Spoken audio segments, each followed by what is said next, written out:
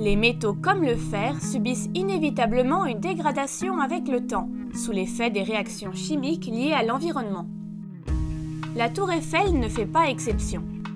Pour préserver le monument, on doit protéger la tour de la corrosion provoquée par l'humidité de l'air et les pluies acides, par les fortes températures, par la pollution dans la ville ou même par les déjections d'oiseaux.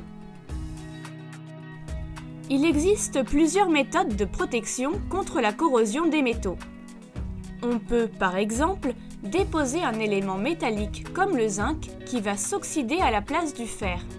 C'est une méthode qu'on utilise très fréquemment pour la protection des coques de bateaux en acier. Pour canaliser et maîtriser le phénomène de corrosion, on place un élément de zinc sur la surface immergée de la coque. Un courant électrique se forme entre les deux métaux immergés dans l'eau. Ce courant est dû au déplacement des électrons du métal le plus réducteur, le zinc, vers le métal le moins réducteur, celui de la coque. Ces éléments de zinc sont appelés des anodes sacrificielles, car pour pouvoir fournir ces électrons, les anodes s'oxydent et se dégradent à la place du fer, et la coque est alors protégée.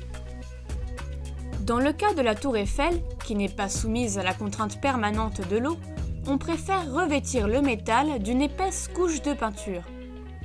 Appliquée à la surface du métal, la peinture joue le rôle d'un isolant, permettant de protéger le fer de l'environnement extérieur. Elle permet ainsi d'interrompre la réaction entre la molécule de dioxygène et le fer grâce à un pigment anti-corrosion. Mais attention, car la couche de peinture s'use avec le temps. Pour que la méthode soit efficace à long terme, la peinture doit être renouvelée tous les 7 ans environ.